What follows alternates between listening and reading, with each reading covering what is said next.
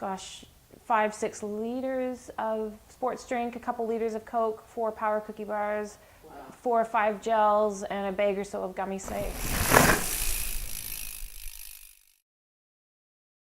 I'm Emily Miazga. I'm a nutritionist and 3 times winner of the Spites Coast to Coast and creator of Em's Power Cookies.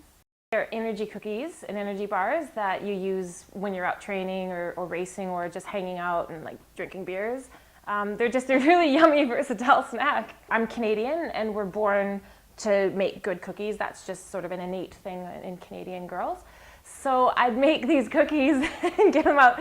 I went on to study dietetics and nutrition. And then, of course, you know, I was an athlete as well. I was an elite runner and then got into multi-sport and did the coast to coast in New Zealand. And so what I discovered was that my cookie bars were all, you know, they were good for just having as yummy snacks, but they were also really good to use as sports nutrition when you're out training and racing. So I started Em's Power Cookies. Yeah, I'd go to the bike shops and I needed sponsorship, so I'd bribe them with cookies, and then and they literally they were just like, these are so good, and then so I started making them for real. But I'd go around. I didn't have a car at the time. I was just starting out, so I'd be on my bike riding around because I had actually done the yellow bikini thing back in the 2002 tour when I was traveling then. So I'm like, I'm going to the Tour de France. I need a yellow bikini because, you know, Maillot Jaune, yellow bikini, you know, Power Girl, it's just all part of the package. So anyway, I find this yellow bikini in an op shop in the UK and it fit kind of badly, but it was yellow and it kind of worked. So actually on the, it was the previous stage of the famous photo. They went over the Tourmalet twice that year. And so on the first pass over, it was this gorgeous sunny day. Everyone's drinking beer and partying. It was like this massive party on the mountains. It was so much fun. The peloton, you know, everyone's doing this and that. And when the first lead group went past and Andy Schleck and Contador weren't in that group, that was the Armstrong group. So they went past and I thought, you know, I'm in this mosh pit, this sea of people, and I'm like, I'm gonna run over to the other side and catch them on the descent. Drop down on the other side. I'm like, oh, where are they? And they had already gone, of course, I'd missed them. But then I had this revelation. There were no people there, there was no crowd. Schleck and Contador are coming in the chase group, so I'm just gonna chill out over on this side. And I was cheering for Andy. And so they came over the top and I was like, Andy! And totally boob flashed him and he stepped up on his handlebars and gave me 2 thumbs up. That's right. Kim's one of my athletes that I sponsor, and she's just, you know, such a talented rider. And it was only her second 24-hour race.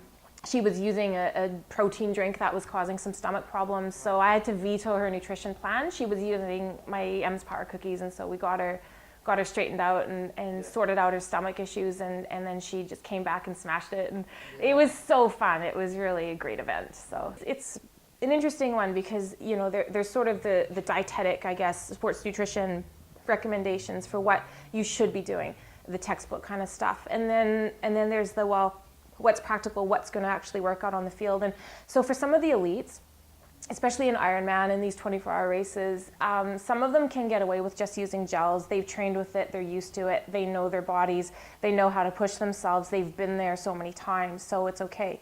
I am a proponent of using a combination of both of your sports drinks, which give you your fluid, your sodium, as well as carbohydrate, as well as using real food. So that's where my Power Cookies come in, and then also using gels as well. But what I find is for the average rider who's doing an event and maybe they're not used to pushing themselves all the time, you know, sometimes when you're on your limit, you can have stomach issues. That's a really common thing. And then you're sort of flooding your system with these gels, which are so concentrated, and, you know, things can shut down and it can go downhill really quickly.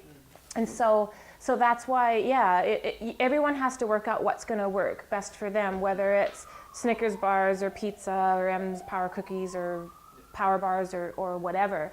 But it's really important, I think, to work out your formula, to practice it in training and racing. But a few sort of key pointers to remember is for the average person, not your elite, who's only using gels, it is really good to have some real food in there, because what it does is it gives you some sustenance. Generally, if it's got some fat and protein in it, it's going to be a lower glycemic index, so that means it's going to give you some sustained energy to keep you going. So you use your drinks and your gels and your Coke and maybe some bananas, that kind of thing, to keep your blood sugar levels topped up all the time. But then it's important to have like a baseline level of energy coming through. So that's like what I call the log on the fire, and that's your low GI type food. So you do want to try to avoid too much fat and protein if possible. A lot of the protein that's in a lot of supplement products isn't always that well tolerated when you're out racing. So maybe save that for your recovery, or maybe as part of your pre-race meal. But maybe during the race, just stick to carbohydrates and your energy-based foods.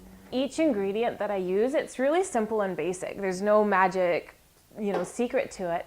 But each thing has an actual specific role in the product, and that the oats give it that baseline low GI profile.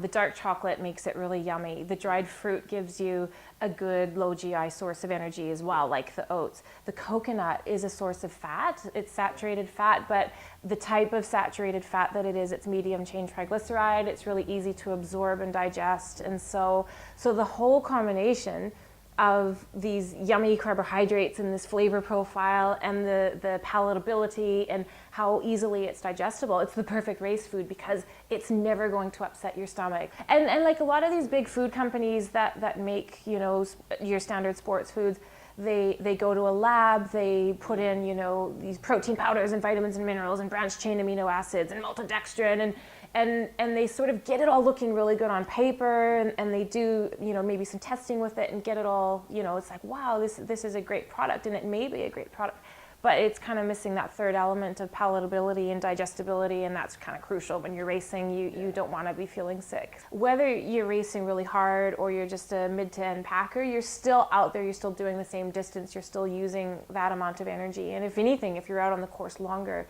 you need to keep fueling during that whole time. And so it's really, really easy to underestimate what your needs are. And the new recommendation is 80 grams of carb an hour, no matter your body weight. Wow. So 80 grams of carb an hour would be a bottle of sports drink, which is about 40 grams, a gel, which is about 25 grams, and then having like a Power Bite or a banana or something like that, which will give you about another 20 grams of carbs. So there's your 80 or so grams per hour. Metabolically, your body can adapt and burn. Well, with the protein, it depends, because there's the protein diet, there's the high-fat, low-carb diet. There's all these different things that are out there. And yes, metabolically, your body can adapt and, let's say, convert fat into energy, which is ketone bodies, which your body can use for fuel, but it's not really ideal.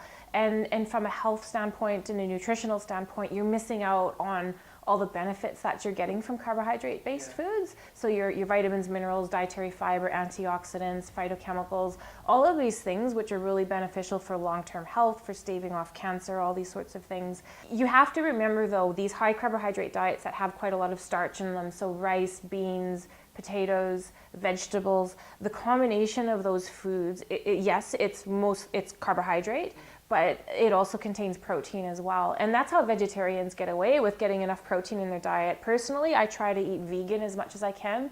If I'm out, I might not eat vegan all the time, but how I get my protein. And so my diet's like, you'd say, oh wow, your diet's like mostly carbohydrate and fat, probably 70% plus carbohydrate.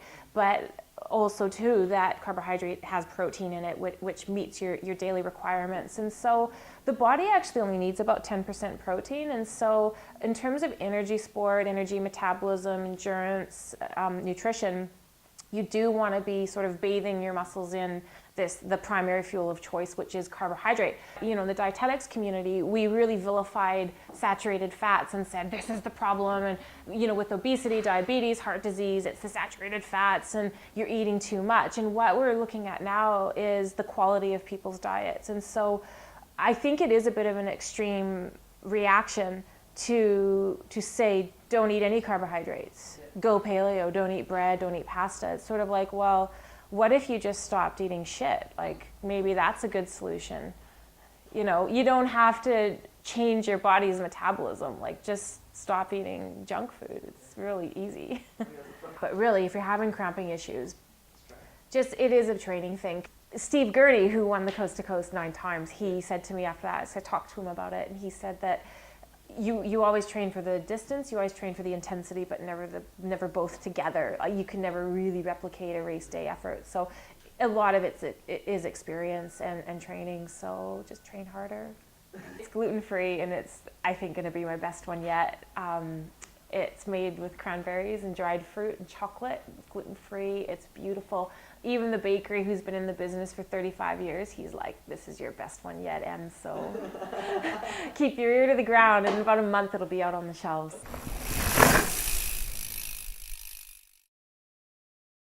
Beer, he's got me.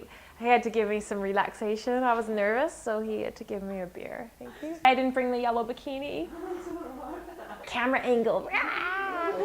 You want to go pro.